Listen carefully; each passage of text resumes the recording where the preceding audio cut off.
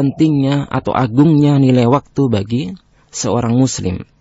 Yang pertama adalah Allah Subhanahu wa taala berfirman di dalam surat Al-Furqan, tepatnya di ayat yang ke-62.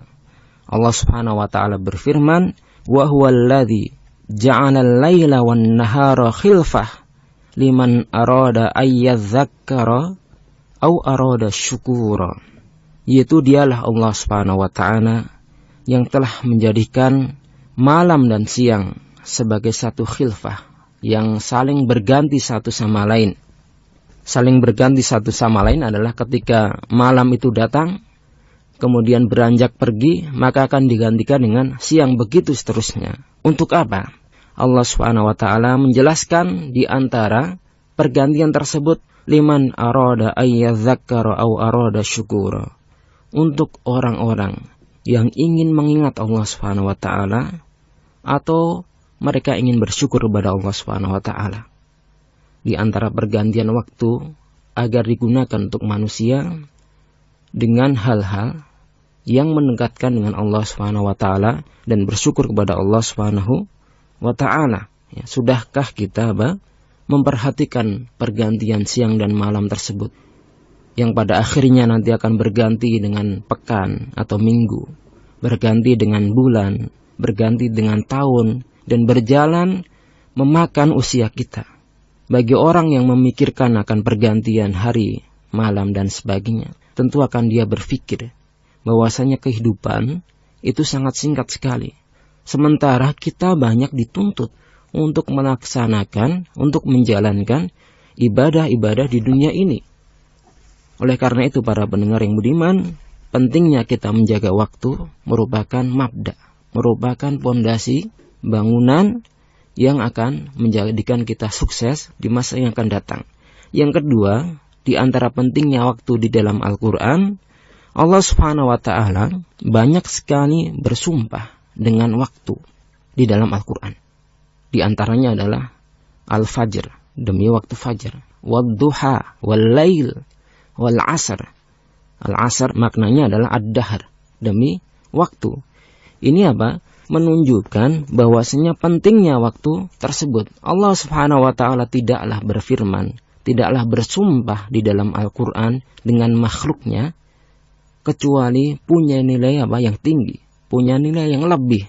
Ya, itu salah satu kaidah di dalam menafsirkan Al-Quran. Ketika Allah Subhanahu wa ta'ala bersumpah dengan sesuatu di antara makhluknya, maka hal tersebut menunjukkan akan agungnya, akan besarnya nilai dari hal yang disumpahi tersebut. Seperti waktu. Ini sangat besar sekali nilainya bagi orang yang benar-benar memperhatikan. Kemudian di dalam as-sunnah, dalam hadis Nabi SAW, juga banyak hadis yang menerangkan tentang pentingnya nilai waktu bagi seorang muslim. Sehingga dengan menelaah atau mempelajari hadis-hadis ini, kita bisa berusaha menjaga waktu kita seefektif mungkin. Kita bisa hemat dalam waktu kita, tidak boros dalam waktu kita. Jadi bukan dalam harta saja kita boros. Banyak orang yang tidak merasa bahwa dia atau dirinya boros dengan waktu dalam hidup ini. Setiap hari tidak ada satu ayat pun yang dia baca. Tidak ada. Tidak memerintahkan juga kepada yang ma'ruf. Begitu juga tidak memerintahkan untuk meninggalkan yang mungkar. Yang dia dengarkan apa? Musik, ya. Dari pagi, dari habis tidur sampai tidur lagi. Yang dia tonton apa? Sinetron. Dari pagi sampai siang. Yang dia obrolkan apa? Gosip, artis, bola, dan lain sebagainya. Begitu.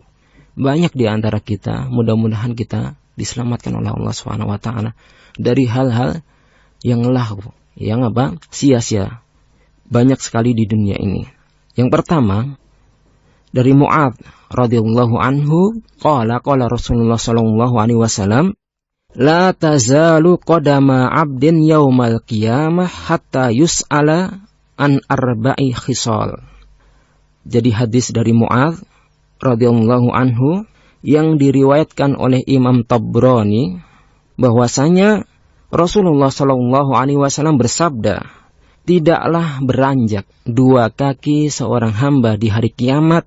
Sampai kapan dia beranjak? Hatta yus'al, sampai dia ditanya, diinterogasi terhadap 4 perkara. Apa itu 4 perkara? Ya, kita sebutkan. Yang pertama, an umrihi fima afnah. Terhadap umurnya, untuk apa dia gunakan? Inti dari umur tadi apa para pendengar yang budiman? Waktu. Untuk apa waktunya dia gunakan di dalam hidup ini? Apakah digunakan untuk bermaksiat atau berbuat ketaatan kepada Allah Subhanahu wa taala? Kita sendiri yang akan menjawab di hadapan Allah Subhanahu wa taala. Sungguh beruntung bagi mereka yang mempergunakan waktunya untuk hal-hal yang bermanfaat. Maka dia akan jawab kepada Allah Subhanahu wa taala, ya Allah, sesungguhnya aku telah menggunakan waktuku untuk berdakwah di jalan Allah Subhanahu wa taala, mengabdi untuk meninggikan agamamu, ya Allah. Betapa bahagianya orang yang bisa menjawab seperti itu, dan betapa ruginya orang yang menghabiskan waktunya untuk bermaksiat, mengeksplorasi potensi kemaksiatan yang dihembuskan oleh setan dalam diri manusia.